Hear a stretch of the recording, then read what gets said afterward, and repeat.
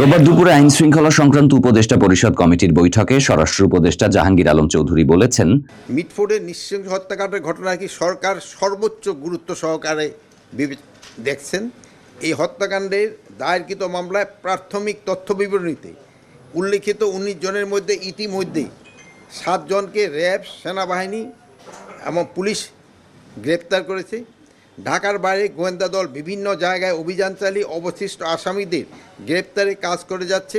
আইন শৃঙ্খলা পরিস্থিতি বিবেচনায় আজ থেকেই শুরু হচ্ছে চিরুনি অভিযান।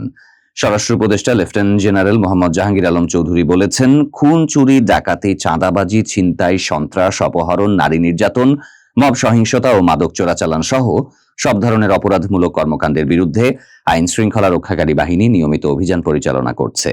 তিনি বলেন, পরিস্থিতি বিবেচনায় সরকার যে কোনো সময় চিহ্নিত অপরাধী ও সন্ত্রাসীদের ধরতে বিশেষ অভিযান পরিচালনা করতে পারে। এক্ষেত্রে সকলের সহযোগিতা প্রয়োজন। রোববার রাজধানীতে এক উচ্চ পর্যায়ের বৈঠকে তিনি এসব কথা বলেন। সভায় সভাপতিত্ব করেন স্বরাষ্ট্র উপদেষ্টা নিজে।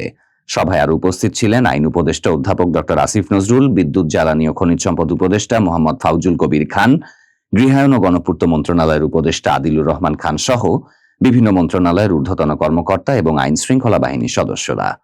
স্বরাষ্ট্র উপদেষ্টা বলেন, নির্বাচনের প্রস্তুতি ডিসেম্বরের মধ্যে শেষ করা হবে, তবে ভোট কবে অনুষ্ঠিত হবে সেটি সরকার নির্ধারণ করবে। সম্প্রতি রাজধানীর মিটফোর্ডে নৃশংস হত্যাকাণ্ড প্রসঙ্গে তিনি বলেন, এটি অত্যন্ত দুঃখজনক ঘটনা।